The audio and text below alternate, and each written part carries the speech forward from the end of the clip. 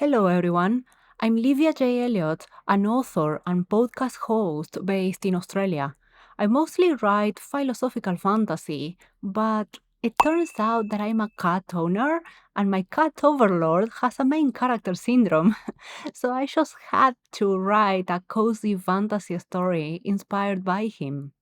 Therefore, in this video, you will hear the beginning of Herald, a flawless spy, narrated by Jarrold from the Fantasy Thinker. Herald is a novella-sized book with choices which you can read through the app Unearthed Stories. This means that as you read, you get to play as a cat and choose which mischief to complete. Without further ado, let's get started. The world of Delhi Rai certainly has famous cities, but Nolere is the most vibrant one. Located at the edge of Shinta Forest and powered by magical artifacts that feed from the sunlight and the wind. Nolere is famous for its exquisitely designed architecture, the spectacular landmarks and thriving artisan markets, the variety of magical creatures, and its renowned cuisine. Other cities may be shielded by mist or be oldest in the world itself, but none is like Nolerai. Our Council of Shadows is unique. It is led by elves of shadow and mist, elegant and refined, sage and just, but never seen. Shadows cannot be caught, and they won't either. Regardless of Nolarai's uniqueness, there is always work to be done, especially for us, heralds. Messages come and go. Gossip needs encouragement or deterrence, and some beings must be spied on, all to ensure that the Council's secrets remain as such. To do so, they entrust this work only to its most dedicated, sophisticated, rigorous, and vigilant operatives, cats. The choice is obvious. We felines never fail. We are flawless, impeccable, irreproachable, splendid, and what's that? It's shiny. It is. Alas, what was I thinking? Of course, how flawless I am.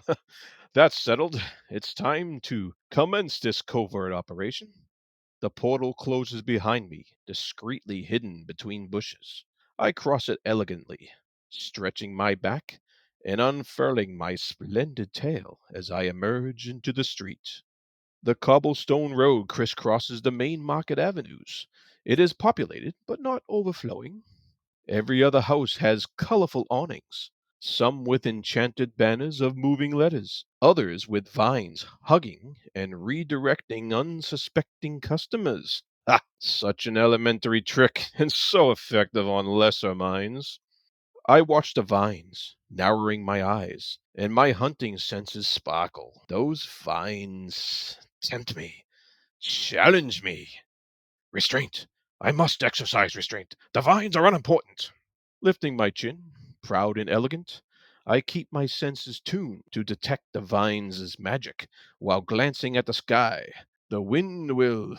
A dwarf yelps across the road, redirecting my attention. A vine surrounds her waist, while another tugs at her elbow, gently guiding the petite woman into the herbalist's shop.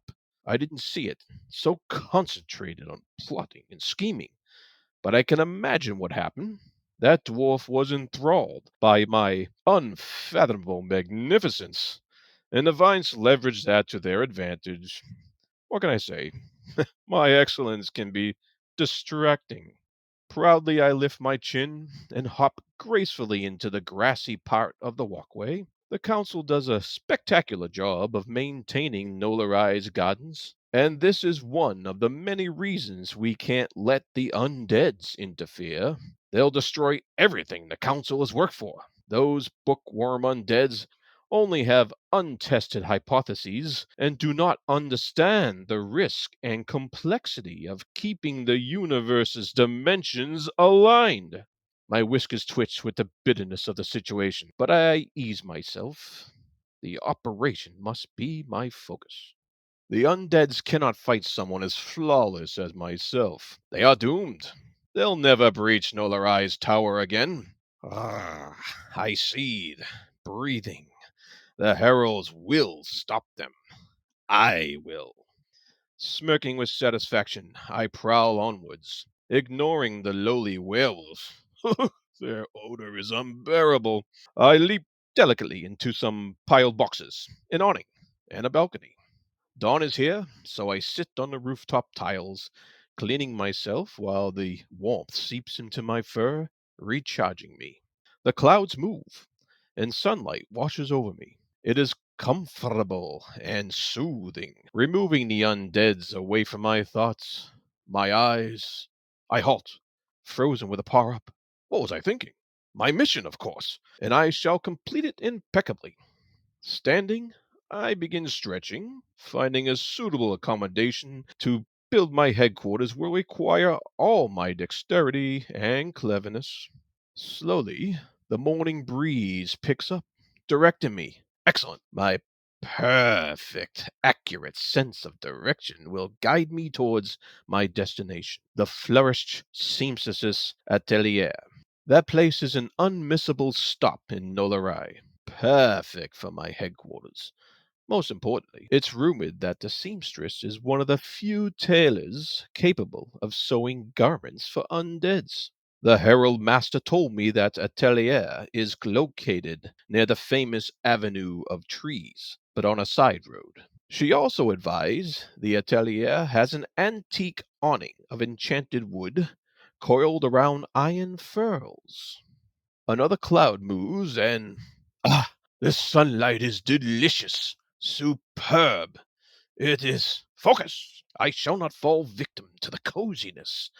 Instead, I must rely on my singular sense of direction to read the wind. It pushes me eastwards, deeper through the secondary road. I hop between tiles, poking out near the edge, drifting to gauge the street beneath me. To my left, and far below my station, elves and dwarves move through one of the herbalist centric streets. There is no music here, yet the wind whistles, slithering through the leaves. Again, my sight focuses. Those leaves defy me, creeping through the edge, tittering and wriggling. And attack! I must ensure no threat hides beneath those leaves. I leap gloriously, arching elegantly in the air and landing with predatory grace. The rooftop tiles thump and rattle with the weight of my greatness, unlocking. Meowing, I leap, slide, again, claws stretched to push myself, avoid falling. Into the vines, the street most likely. I attack, furious, raging, tenacious, ruthless. My fangs annihilate the leaves, my tail lashes to the vines, and my claws sever a few branches. Only then do I walk out victorious, spatting the sap of my prey. It is sour. With the path secured, I can finally assess the right side. The enchanted vines wither and mule behind me, but I ignore them. I already taught them a lesson. It's time to continue my operation. I sit again, looking down my glorious cold nose tip towards the inferior beings walking far beneath me. There are no awnings on this side, and a fetid stench of vegetables, soups, and drinks soars from the working chimneys. Nodding to myself, I resume my walk.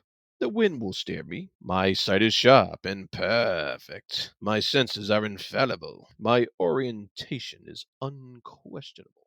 That's all for today. I think Jarrold was just perfect with the narration. If this convinced you to read Herald, you can download Unearthed Stories in any Android or iPhone device. The links are in the description. Thanks for listening and happy reading.